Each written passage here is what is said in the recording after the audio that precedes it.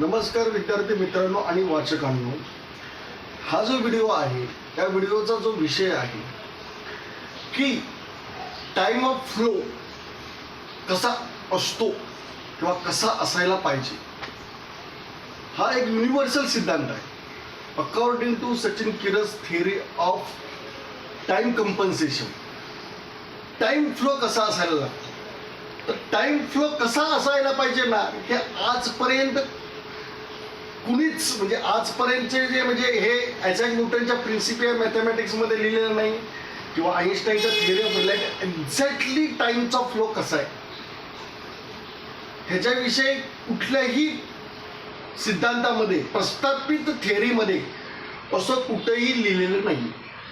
तर according to Sachin Kiras theory of time compensation, according to Sachin Kiras theory of time compensation, time flow जो आहे ना तो पॉझिटिव्ह पोटेन्शियलकडनं निगेटिव्ह पोटेन्शियल करेल. आता पॉझिटिव्ह पोटेन्शियल म्हणजे काय, सन हा पॉझिटिव्ह पोटेन्शियलचा कारक आहे आणि निगेटिव्ह पोटेन्शियल म्हणजे काय, तसं बघायला गेलं तर अर्थ निगेटिव्ह पोटेन्शियल आहे. अर्थ पृथ्वी तत्वाचे आहे, पण अर्थपासून चंद्र जो आहे हा बायफर्केटेड झालेला आहे.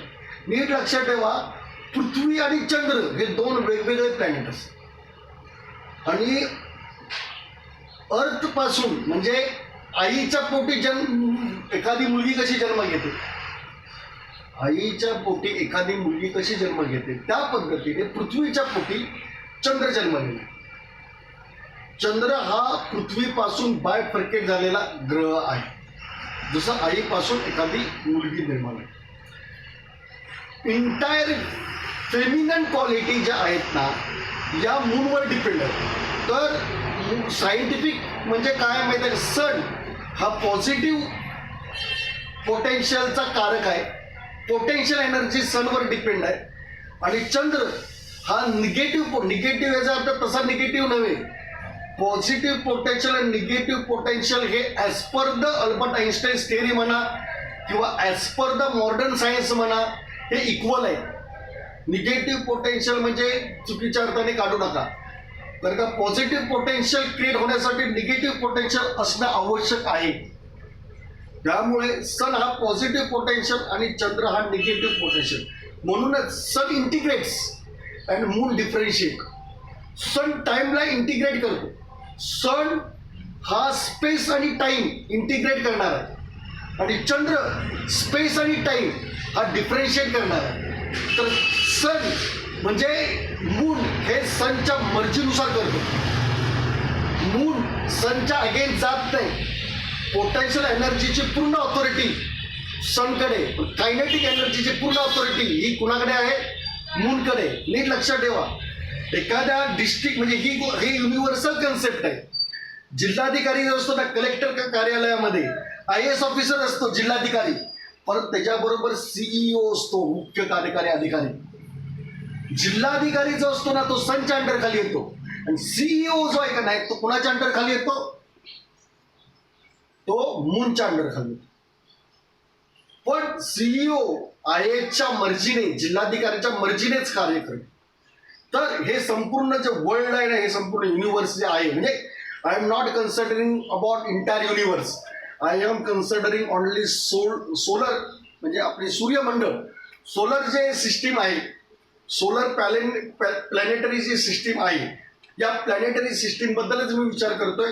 इंटायर स्पेस मी इंटायर युनिव्हर्स विचारात घेत नाही मी, कारण इंटायर युनिव्हर्स विचारात घेणं ॲज पर द अल्बर्ट आईन्स्टाईनच्या सिद्धांतानुसार, सापेक्षतावादानुसार हास्यास्पद आहे. का हास्यास्पद आहे, अहो सर, एक स्टार आपल्यापासून 100 प्रकाश वर्ष दूर आहे. तिथे जर पोचायचं बोललं ना तर तुम्हाला प्रकाशाच्या वेगाने पण ट्रॅव्हल करावं लागेल आणि प्रकाशाच्या वेगाने जर तुम्ही ट्रॅव्हल करायला लागला तर तुमचं अस्तित्व झिरो होतं as per Albert Einstein theory of relativity. ही जी संपूर्ण थिअरी आहे म्हणजे काय माहित आहे का, की टाइमचा फ्लो कुठून आहे, सन कडून चंद्राकडे. म्हणजे सन आणि मून किंवा अर्थ हे टाइम ऑफ रेफरन्स क्रिएट करतात. टाइम ऑफ रेफरन्स जो आहे का नाही हा सन आणि मूनवर अवलंबून आहे. तर याच्याविषयी डिटेलमध्ये. आणि दुसरी गोष्ट म्हणजे काय की जे अनसर्टन्टी प्रिन्सिपल आहे, हायझेनबर्गचं अनसर्टन्टी प्रिन्सिपल आहे, हे सुद्धा त्याच्यावर म्हणजे मूलवर म्हणजे अल्बर्ट आईन त्याच्याविषयी मी खूप कमेंटरीमध्ये लिहिलेलं आहे. Albert Einstein was absolutely right. Albert Einstein त्यावेळी अनसर्टन्टी प्रिन्सिपलवर अनसर्टन्टी प्रिन्सिपल म्हणजे Heisenbergs are also right, Niels Bohr was also right and Albert Einstein is also right. Albert आईन्स्टाईनचं त्यावेळेचं वाक्य आहे, God does not play dice. बरोबर आहे, देव जुगार खेळत नाही. God is the mathematician. मॅथमॅटिक्सच्या सहाय्याने तो बरोबर तो रँडमनेस म्हणजे कसा आहे माहिती आहे का, अनसर्टन्टी प्रिन्सिपलमध्ये जो रँडमनेस क्रिएट झालेला आहे तो मूनमुळे झालेला आहे. आणि अनसर्टन्टी प्रिन्सिपलचा जो शोध लागलेला आहे ना तो सुद्धा मूनमुळेच लागलेला आहे. कारण का त्यावेळी हायझेनबर्ग सर एका आउटिंगला गेले होते, आउटिंगला म्हणजे विकेंडला गेले होते, कुठेतरी समुद्रावर पर्यटनासाठी गेले असतील ते. तर तिथे समुद्राच्या लाटा जशा मूव्ह होतात ते का नाही, त्याहून त्यांना प्रिन्सिपल ऑफ अनसर्टन्टीची एक्सपेरिमेंटली तो किती व्हॅलिड आहे, कारण का एक्सपेरिमेंटली तो खूप व्हॅलिड थेरम आहे.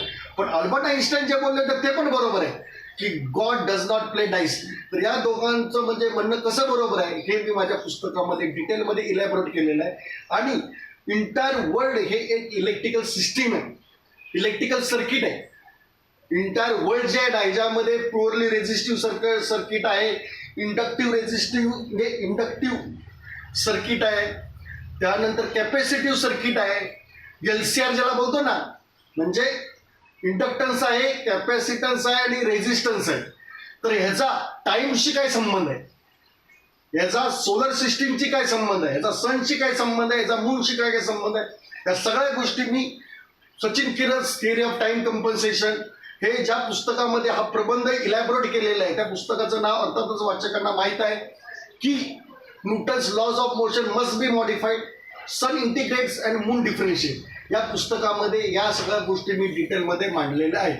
तर वाचकाने हे पुस्तक वाचावं आणि त्याच्या प्रतिक्रिया कळवाव्यात. थँक्यू, धन्यवाद.